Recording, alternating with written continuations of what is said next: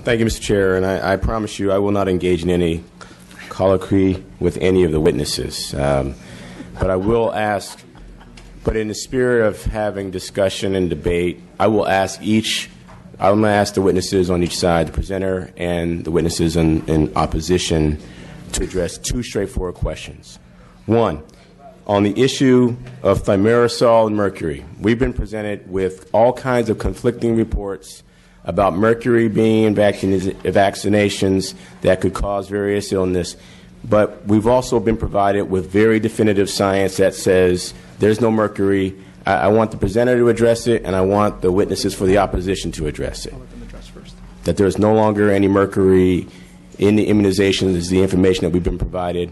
You know, if you believe that's different, please tell us in what science you are basing that on.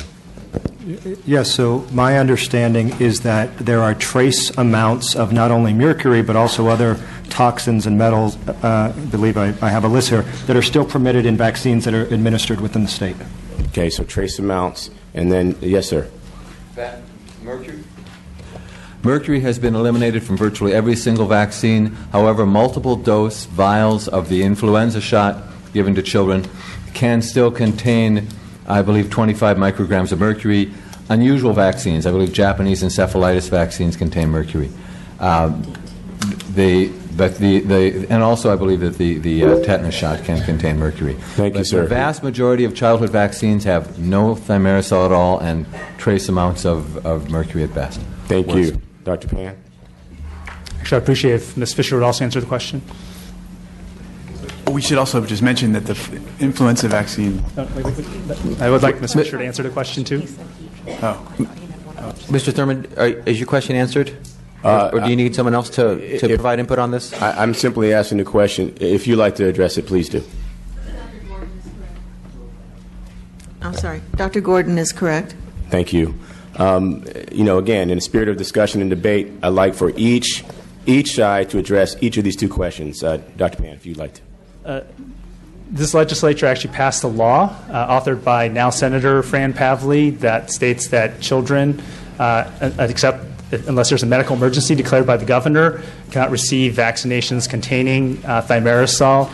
We do not have, as Dr. Gordon stated, no childhood vaccination contains thimerosal. In addition, none of the vaccines that are required under this bill, under California state law, contains thimerosal, even though thimerosal has been studied and found to be safe, and there's no linkage between thimerosal and autism.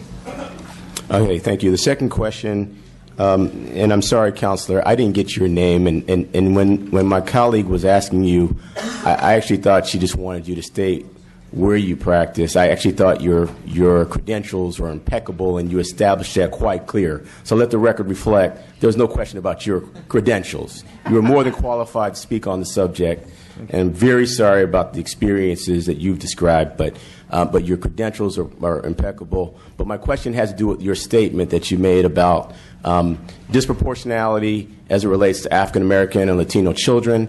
I'd like you to speak to that, what science you cite for that. And we've been presented with, I would say, two sets of data.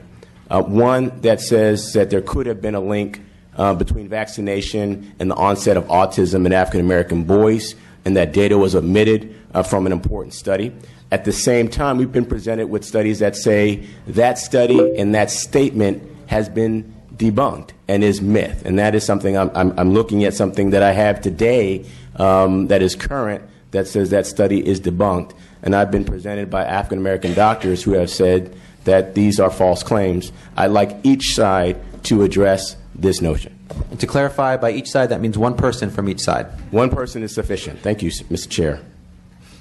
I'll clarify my earlier comment. My comment was that given the disproportionate impact that the bill would have on Black and Latino students because of their socioeconomic condition, and then specifically with African American students, I referred to the admission by a lead scientist at the CDC who admitted to being directed to admit findings from his study that showed a higher correlation of developing autism in African American boys when the MMR vaccine was given for under 36 months.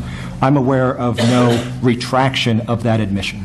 Got it. So I was responding to your statement.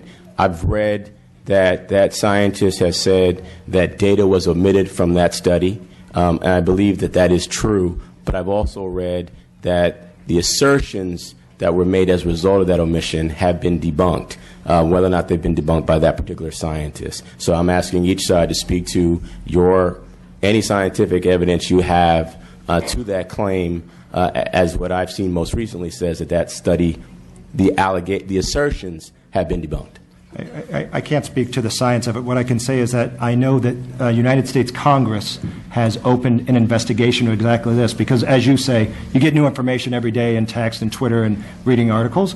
I know that United States Congress has opened an investigation and they've subpoenaed that scientist to try to get to the bottom of what happened there, which is another reason that I think it prudent that this committee hold off on passing this legislation until we can get better facts about that study. Understood. Today I'm just trying to ground myself in facts. I recognize this is a very emotional issue and a familial issue and a personal issue and a public health issue, but today I'm asking for just the facts. Thank you, sir. Dr. Pan. Actually, I would like to have Dr. Blumberg address this particular issue. Yeah, thank you. Yeah, I'm aware of that data also. It was cherry-picking data after the fact, and there is no scientific evidence that thimerosal in vaccine causes autism. There have been more than 7 well-done studies involving hundreds of thousands of children, and there is no evidence. There is no evidence specifically that thimerosal is associated with autism in African Americans. And in fact, if you look at vaccine-preventable diseases, some vaccine-preventable diseases do tend to affect racial and ethnic minorities disproportionately, and higher vaccination rates erases those disproportional diseases. Thank you, Mr. Chair, and thank you for your answers. Mr. Chair, thank you for obliging me. I just figured with all these wonderful experts and all this expertise, I wanted each side to have an opportunity to speak to the things that we've heard and what science they have to defend their assertions. Thank you, Mr. Chair. Assemblymember Nazarian.